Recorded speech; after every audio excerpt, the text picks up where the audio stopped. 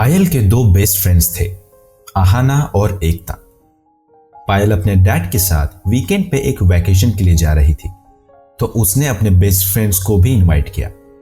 पायल की फैमिली के पास एक कैबिन था जो उन्होंने एक छोटे से गांव में जंगल के पास लिया था। शुक्रवार की शाम को वो लोग कैबिन पहुंचे। वो लेक देख रहे हो तुम लोग? वहां पहुंचते ही पायल ने अपने फ्रेंड से पूछा। वो लेक पायल है, मेरे डैड यही बड़े हुए हैं और उन्हें वो लेक काफी पसंद है, इसीलिए उन्होंने उस लेक का नाम पायल रखा है। उस रात डिनर करने के बाद वो तीनों एक साथ बैठे और सोचने लगे कि अब क्या किया जाए। किसी को कोई डरावनी कहानी पता है क्या? आहाना ने पूछा। मुझे एक पता है, एकता ने कहा, और ये एक सच्ची कहानी है। ये मेरे दोस्त की दोस्त के साथ हुआ इंसिडेंट है। एक रात वो दो छोटे बच्चों की बेबी सिटिंग कर रही थी। जब बच्चे सो गए तो वो अकेले अंधेरे में बैठ के टीवी देख रही थी कि तभी फोन की घंटी बजती है।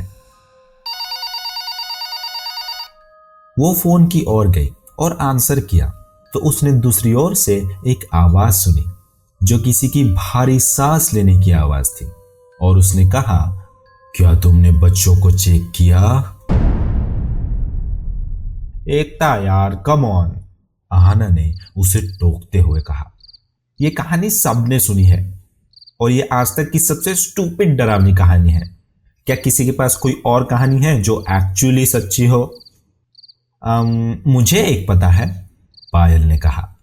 यहां से 10 मिनट के रास्ते पर एक पुराना खंडर पड़ा घर है। हम जब यहां आए तो हम उस घर के पास से ही गुजरे थे। वो एकदम सुनसान से रास्ते पे है। काफी सालों पहले एक आदमी वहां रहता था। उसकी फैमिली काफी अमीर थी और उसके पास यहाँ पे काफी एकर्स की जमीन भी थी। वो एक सुंदर और सिंपल गांव की लड़की से मिला और उन दोनों को एक दूसरे से प्यार हो गया। और उसकी फैमिली को वो लड़की बिल्कुल पसंद नहीं थी। उन्हें लगता था कि वो लड़की उसके लिए ठीक नहीं है, पर उस लड़के ने किसी की एक ना सुनी। वो इंडिपेंडेंट टाइप का था, तो वो उस लड़की के साथ चला गया और उसने एक छोटा सा घर बनाया जंगल के बीच में, जहां दूर दूर तक कोई नहीं था। उस आदमी ने उस लड़की से शादी कर ली और सब कुछ अच्छा चल रहा था। उनकी एक बेटी भी थी और अंत में उन्हें एक लड़का भी हुआ। और यही से कहानी ने रुख मोड़ा। उनका बेटा बीमार था, ना कि फिजिकली बट मेंटली। उसके दिमाग में कुछ था। वो पूरी तरह पागल भी नहीं था, पर कुछ था जो उसे अजीब बना रहा था। जब वो 9 साल का हुआ तो उसके पेरेंट्स को उसे संभालना बहुत मुश्किल हो रहा था। वो हमेशा गुस्से में रहता और उल्टी सीधी बातें करता। जहां जगह मिले वहां सो जाता, तो कभी जंगलों में भाग जाता और वहीं छुपा रहता। उस आदमी को कुछ नहीं समझ रहा था कि वो उसका क्या करे, तो उसने अपनी फैमिली वालों से हेल्प मांगी। उसके पेरेंट्स उस लड़के को अपने साथ ले गए और उसे दूर कहीं जंगल में एक असाइलम में छोड़ दिया, जहां उसका अच्छे से इलाज हो सके। उसके पेरेंट्स ने सोचा यही शायद उस लड़के के लिए सही होगा। धीरे धीरे उसके फैमिली को आदत हो गई थी उसे ना देखने की, और उन्होंने तो उसे मिलना भी बंद कर दिया। उन्होंने खुद को ऐसा ढाल लिया था जैसे उनका कभी कोई बेटा ही नहीं था। और उनकी फैमिली में फिर से सब कुछ अच्छा हो गया। 8 साल गुजर गए। उस टाइम तक वो लड़का 16-17 साल का हो चुका था जब किसी तरह वो उस हॉस्पिटल से भाग निकला। हॉस्पिटल के स्टाफ ने पूरे गांव और जंगल सर्च किए, पर उन्हें वो कहीं नहीं मिला। उसकी फैमिली वालों को ये न्यूज़ बताई गई। उन्हें उसकी काफ़ी चिंता हो रही थी कि वो जंगल में अकेला होगा और उसे भागे हफ्ते गुजर चुके थे। क्या पता वो जिंदा भी होगा या नहीं। पर वो लड़का मरा नहीं था। एक रात वो किसी तरह अपने घर वापस आ गया। उसने घर में चुपके से घुसकर एक के बाद एक उसकी पूरी फैमिली का खून कर दिया। उसके पिता, उसकी मां और उसकी बहन, उसने सबको मार दिया। उसकी कुल्हाड़ी से गिरता हुआ खून और उसके चेहरे पे बिना कोई शिकस्त लिए वो जंगल में वापस गुम हो गया। जब आसपास के गांव वालों को उसकी फैमिली के बारे में पता चला, पूरी और डर का खौफ छा गया।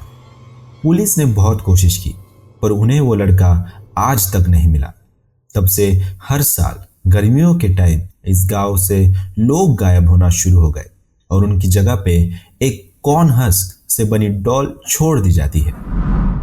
लोगों का कहना है कि वो लड़का आज भी जंगलों के आसपास घूमता है। आसपास के गांव वालों ने अपने घरों के बाहर डॉल्स लटकाना शुरू कर दिया। उनका मानना है कि अगर वो लड़का वो डॉल देख लेता है तो वो उनका घर छोड़ देता है और चला जाता है। किसी को नहीं पता ये सच भी है या नहीं, पर आज भी यहाँ हर घर के बाहर एक डॉल लटकी हुई दिखाई देती है।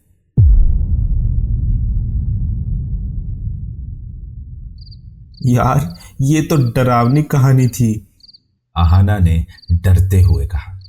क्या तुम्हारे घर के बाहर भी वो डॉल लगी है? हाँ बिल्कुल, पायल ने कहा। मेरे डैड कहते हैं कि वो इन सब बातों पे बिलीव नहीं करते, पर फिर भी उन्होंने वो डॉल लगाई है, जस्ट इन केस।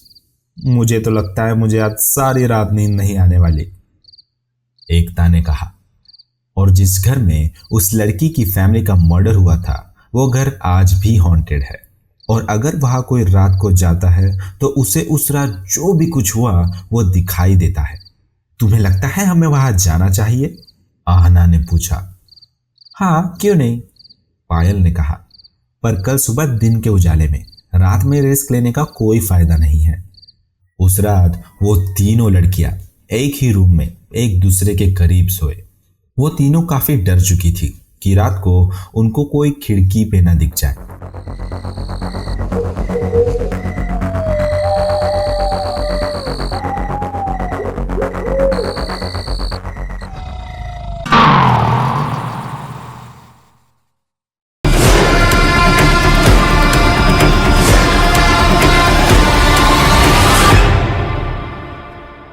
अगर आपको हमारी कहानियां पसंद आई तो लाइक कीजिए, सब्सक्राइब कीजिए और हाँ, बेल आइकन दबाना मत भूलिएगा।